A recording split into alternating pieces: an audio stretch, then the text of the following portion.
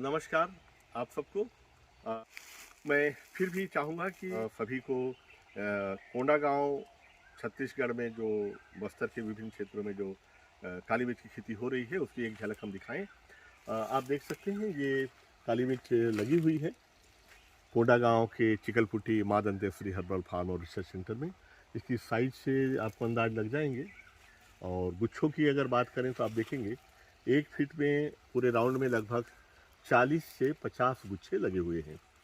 और इस काली मिर्च को MDB माँ दंतेश्वरी काली मिर्च 16 नाम दिया गया है और पिछले 10-12 सालों से इसकी खेती कर रहे हैं।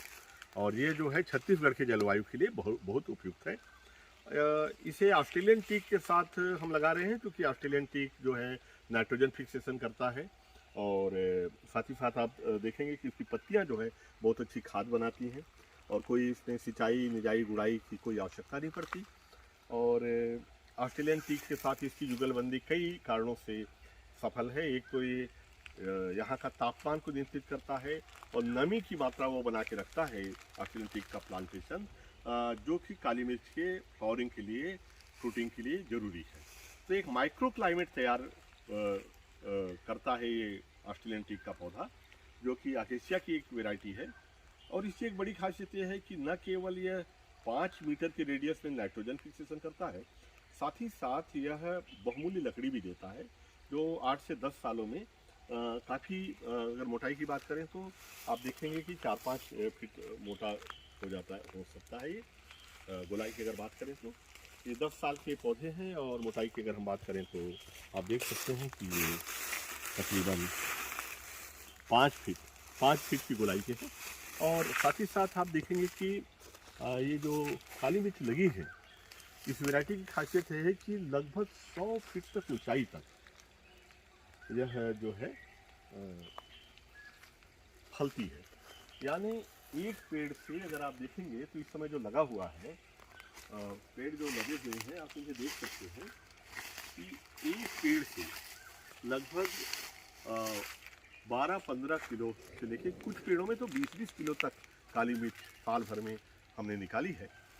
और इस तरह से छत्तीसगढ़ के किसान इसकी खेती करके 1 एकड़ में से लेके 2 लाख से लेके 15-20 लाख तक भी प्रति एकड़ कमा सकते हैं।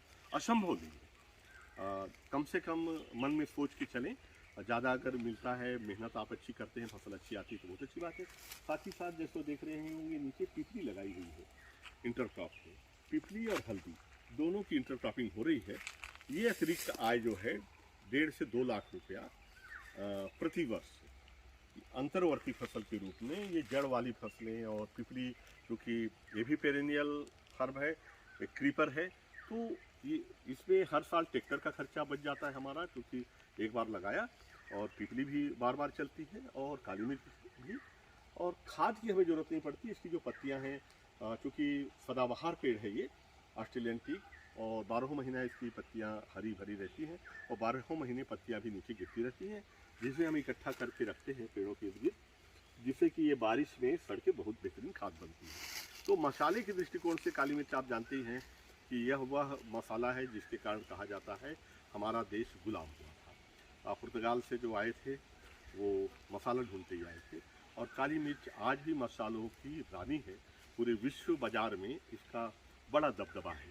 और काली मिर्च के साथ ही हल्दी और पिपली, ये दोनों भी घरेलू उपयोग के अलावा फार्मेसी, दवाइयाँ, हर्बल्स और बहुत सारे उद्योगों में भी इनकी आवश्यकता पड़ती है।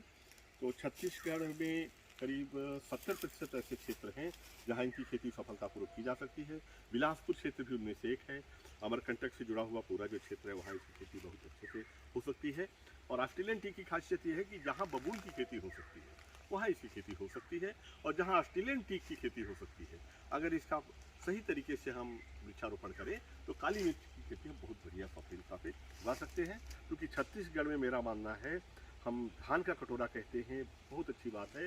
धान की कटोरे के साथ ही साथ इसमें ढेर सारी अन्य खेती की भी संभावनाएं हैं, जिनमें औषधि और सुगंधी पौधों की सबसे ज़्यादा संभावनाएं हैं। हमें ख्याल रखना होगा कि धान की खेती जो है धन धान्य की खेती भी है, लेकिन साथ ही साथ एक अंतर्राष्ट्रीय कहावत भी है कि पेडी एंड पॉवर्टी गोज टुगेदर, यानी धान की खेती और गरीबी का चोली दामन का भी साथ रहा है। और धान की खेती में इतना ज़्यादा मात्रा में पानी लगता है कि अब धीरे धीरे जल को संरक्षण की जब बात आती है, पानी बचाने की बात आती है, तो धान की खेती, विशेषकर गर्मी वाली धान की खेती को रोकने की बात की जा रही है। ऐसी स्थिति में छत्तीसगढ़ के प्रगतिशील किसानों को वैकल्पिक फसलों पे, अन्य फसलों पे भी ध्यान देना होगा, और जिसकी सबसे अच्छी संभावनाएं हमें दिखती है उसमें मसाले, औषधीय पौधों की खेती, सुगंधी पौधों की खेती बेहतरीन की जा सकती है।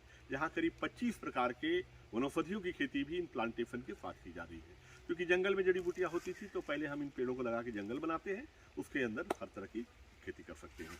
तो मैं आप सभी को, सारे प्रतिभागियों को, सारे किसानों को मैं आमंत्रित करता हूँ कि आप लोग समय निकाल के एक बार कोंडा गांव में आकर इसकी खेती कैसे की जा रही है उसे देखें, कि जैविक पद्धति से बिना खाद, बीज, दवाई के बेहतरीन फसल, केवल काली मिर्च ही नहीं, इसके साथ तरह तरह के फसल, औषधि पौधों की, सुगंधी पौधों की कैसे खेती ली जा रही है, कैसे आमदनी प्राप्त की जा रही है, इससे स्वयं आएँ, देखें, समझें, परखें और उसके बाद खुद भी छोटे से पैमाने पे शुरू करें।